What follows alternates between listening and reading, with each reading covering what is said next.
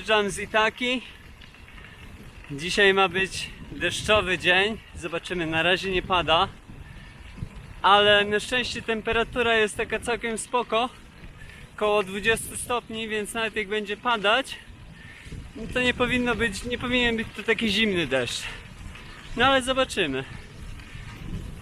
Dzisiaj mam do przejechania 100 km. No ale na szczęście już po płaskim. Więc powinno być dużo lepiej i dużo szybciej niż w poprzednich dniach.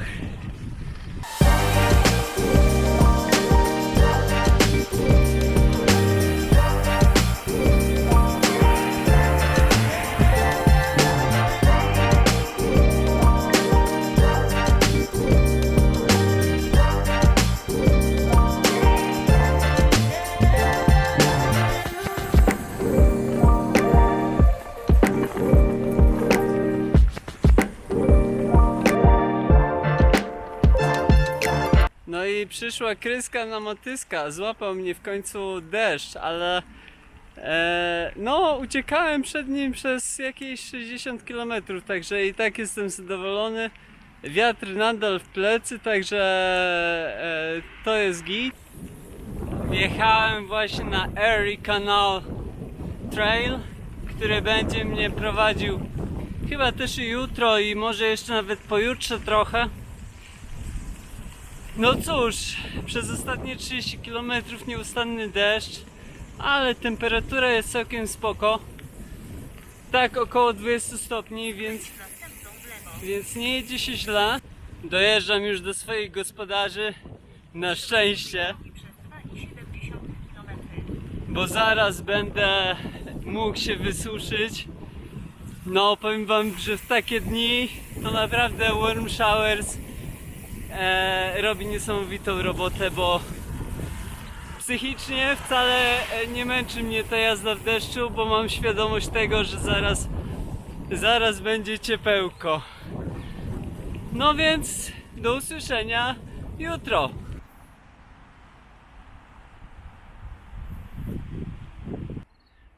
Zaczynam dzień 6 i w zasadzie od razu wjeżdżam na Erie Canal Trail. To jest ścieżka rowerowa prowadząca wzdłuż kanału Erie, będąca częścią też Empire State Trail, który jest takim, no powiedzmy, głównym szlakiem rowerowym w stanie Nowy Jork. Jako że jesteśmy na Erie Canal Trail, no to pasowałoby wam opowiedzieć kilka zdań o Erie Canal. Jest to kanał wybudowany w 1825 roku. Służył on do żeglugi między wielkimi jeziorami a Atlantykiem. W momencie, w którym zacząłem wam opowiadać o Erie Canal, przejeżdżał tędy obok mnie Paul ze swoim wnukiem, którzy sobie jadą z Quebecu do Nowego Jorku. No i bardzo przyjemnie sobie porozmawialiśmy. Paul, jak się okazało, przejechał cały świat rowerem, więc sprzedał mi trochę tipów. No i tak to jest na tej drodze. Spotyka się ludzi, mam nadzieję, że będę spotykał coraz więcej takich, szczególnie jak teraz już jadę trochę bardziej taką rowerową drogą.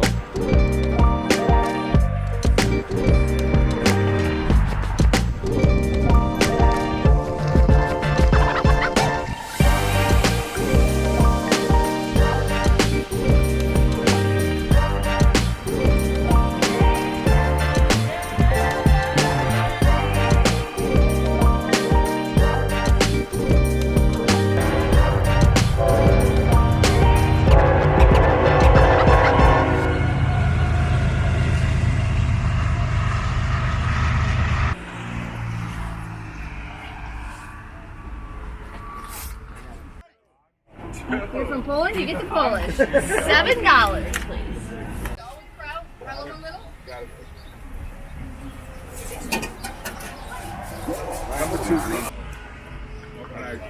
Thank you! Enjoy it, my friend, and safe travels. Jadąc sobie wzdłuż Erie Canal, trafiłem na taką budkę z kiełbasą, w której serwowali kiełbasę po polsku. A była to bułka z kiełbasą i z kiszoną kapustą. Bardzo smaczna.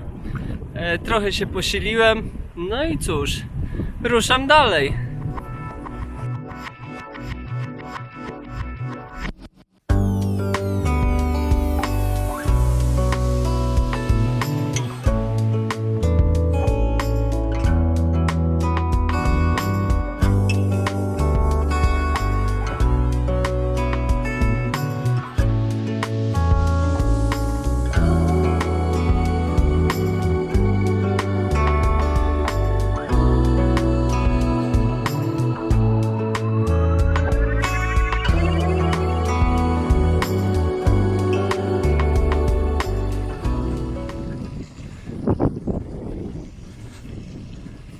Dzisiaj powiem wam, czuję się aż trochę nieswojo.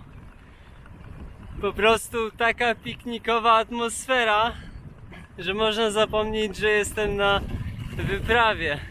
Tu kawka, tam kiełbaska z grilla. Zaraz jeszcze dojadę do swojego hosta. Zobaczymy, co on przygotuje. No, po prostu amerykańska sielanka, można powiedzieć.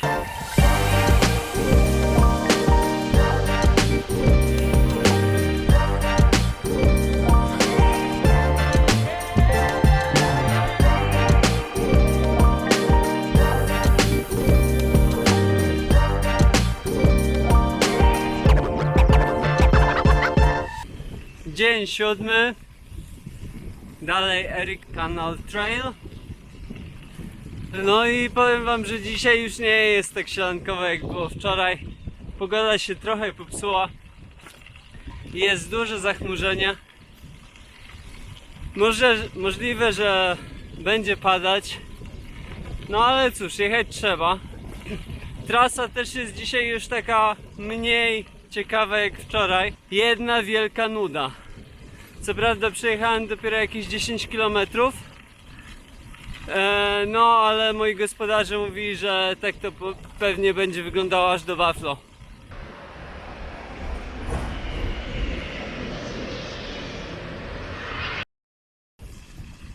Jak widzicie, te dzisiejsze chmury nie wyglądają zbyt zachęcająco. No ale zobaczymy, czy z nich popada, czy z nich nie popada.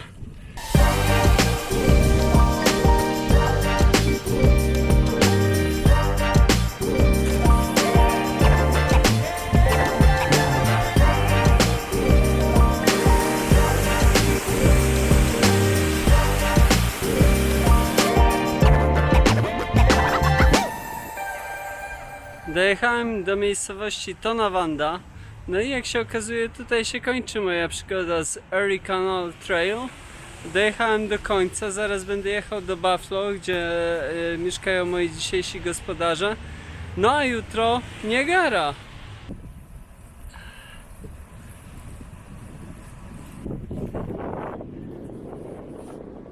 Przyroda w Stanach nie przestaje mnie zadziwiać. No, widzieliście przed chwilą Sarenkę sobie po prostu stoi przy ścieżce rowerowej, jak gdyby nigdy nic. Chwilę wcześniej widziałem dwie wiewiórki, które po prostu ganiały się. No i kurczę, mam nadzieję, że niedźwiedzie nie są tak oswojone jak wiewiórki i sarny. Ze swoim hostem byłem dzisiaj umówiony w sklepie rowerowym.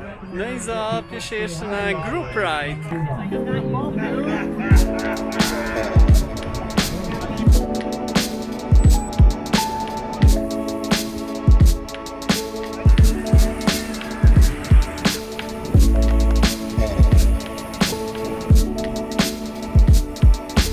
A to jest właśnie local experience w Buffalo. Group ride.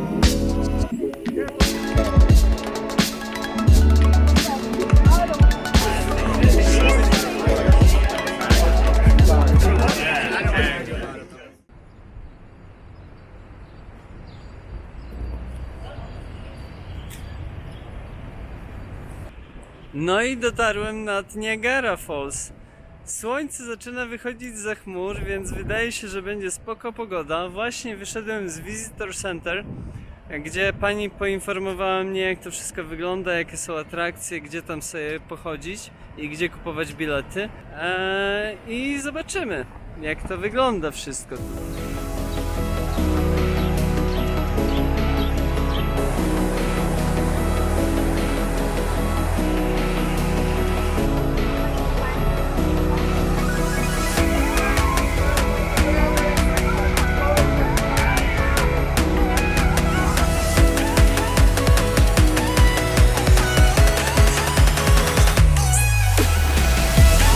No i będziemy płynęli! Nic nie widać!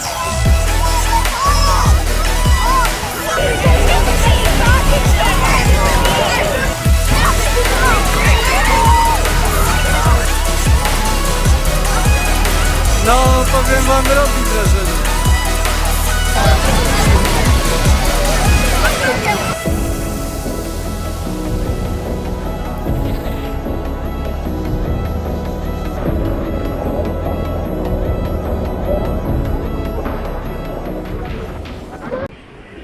Właśnie jestem po rejsie Maiden of the Mist.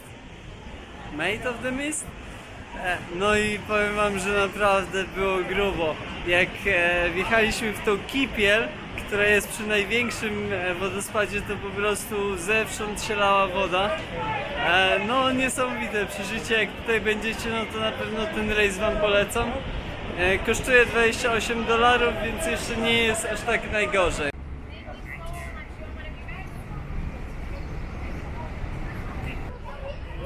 Tutaj w parku stanowym Niagara Falls jeszcze taką ciekawostką jest pomnik Nikoli Tesli i moglibyście się zastanawiać, dlaczego on tutaj jest.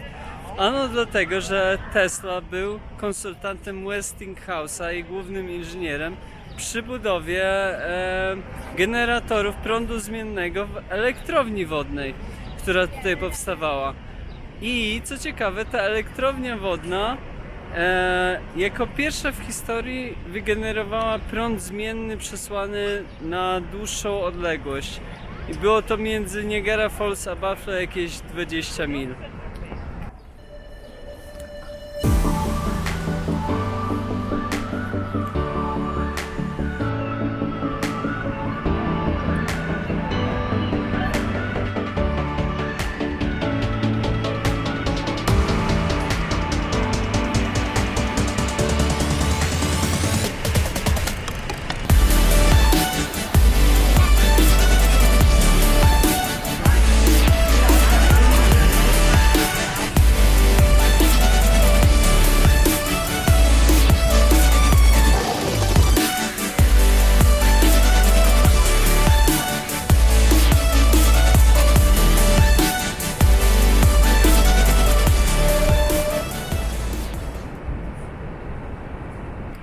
Obszedłem już też i kanadyjską część.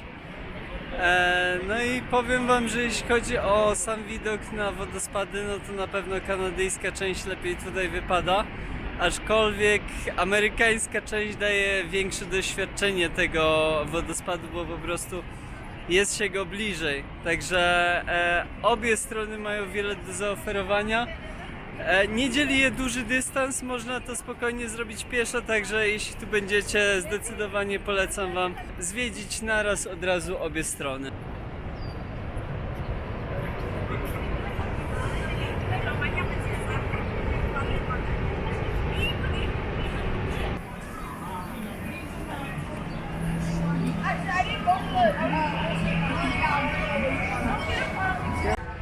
Kanadyjczycy stwierdzili, że sobie zrobią tutaj wesołe miasteczko.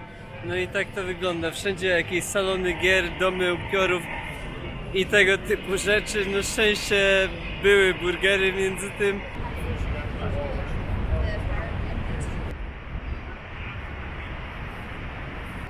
Kolejną ciekawostką tutaj tego terenu Niagary jest postać pana Kazimierza Gzowskiego, który, jak się okazuje, był pierwszym dyrektorem Niagara Park Commission. Gzowski brał udział w powstaniu listopadowym, no i po tym powstaniu musiał z Polski uciekać. Trafił do Kanady i jako zdolny inżynier bardzo się tutaj dobrze odnalazł. Wiele rzeczy wybudował, zdobył bardzo wysoką pozycję społeczną w Kanadzie. Był też administratorem regionu Ontario. No i także tutaj ta tablica go upamiętnia ze względu na to, że był pierwszym dyrektorem Niagara Parks Commission. Wodospady zwiedzone, no i opuszczam Niagara Falls, wracam do Buffalo, no a jutro z powrotem na rower w drogę będę przejeżdżał przez kawałek Kanady. Będzie to w zasadzie jedyny odcinek poza USA. Wszyscy mi mówią, że dobrze, że jadę tamtędy, bo Kanadyjczycy są milsi. No, przekonamy się.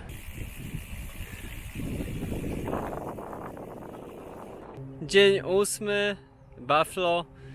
Zaczynamy przy uniwersytecie. Będę się zaraz kierował na granicę amerykańsko-kanadyjską. No i dzisiaj praktycznie cały dzień przez Kanadę. Trochę odmiany, ale czy rzeczywiście tej odmiany będzie, no to zobaczymy. Jeśli chodzi jeszcze o samo Buffalo, to miasto jest naprawdę bardzo ciekawe.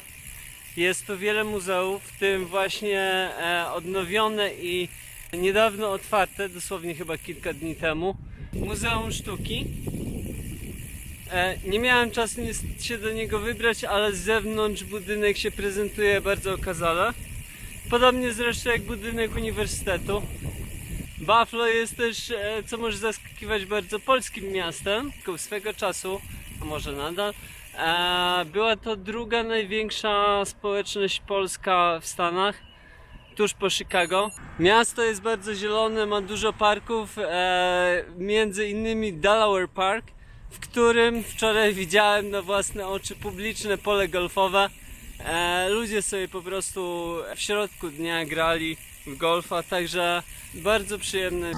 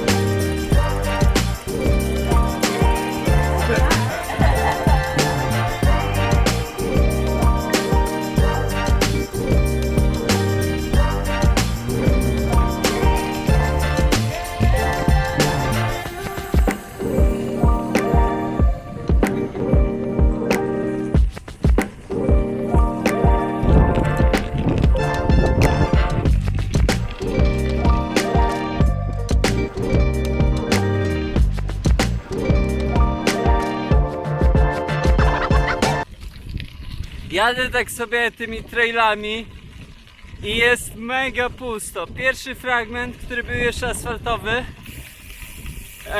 no było sporo na nim ludzi. Co chwilę ktoś tam albo na spacerze, albo na rowerze. Ale teraz jak już zjechałem z tego asfaltowego i przejechałem na sztrowy, praktycznie nie ma nikogo. Mijam osobę co kilka kilometrów.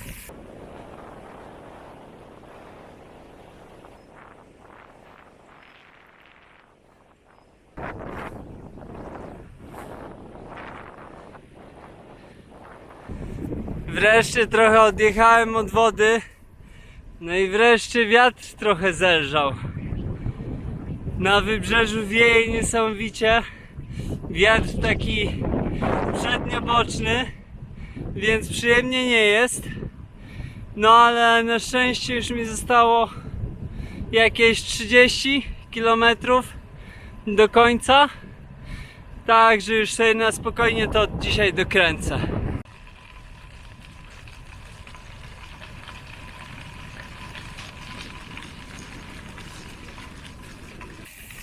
Wrócił sielankowy klimat traila. Jeszcze taka ogólna refleksja na temat jeziora Ontario. Kurczę, zabudowane jest strasznie. Są momenty, że ta wielka woda tylko miga pomiędzy tymi domkami. No i niestety praktycznie nie ma żadnej przestrzeni takiej publicznej, dostępnej ogólnie. Przynajmniej na tym odcinku, którym jechałem. I to by było chyba dzisiaj na tyle raportu z trasy. Także do zobaczenia jutro.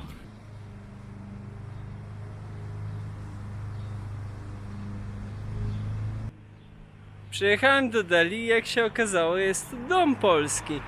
Niestety jest niedziela 8:45 i wszystko jest pozamykane na 5 spustów.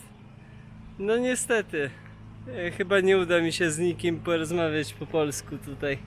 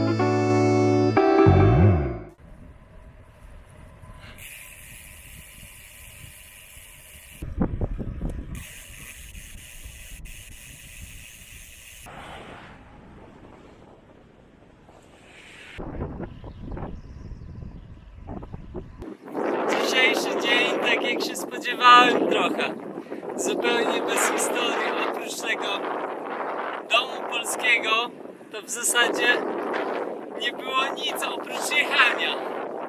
A teraz to już w ogóle wjechałem na tereny bardzo fermerskie. No i za mną tak, a przede mną tak. Żadnego samochodu. Jest niedziela, godzina 19 prawie już, więc w sumie to zrozumiałe. No ale prostość tych dróg momentami przeraża. No i tak to dzisiaj ta droga wyglądała. A jako, że dzisiaj niedziela, no to też wychodzi koniec drugiego vloga. Także dziękuję wam za to, że oglądacie. No i zapraszam na przygody trzeciego tygodnia, które mam nadzieję, że będą bardziej ekscytujące niż końcówka tego drugiego. Do zobaczenia.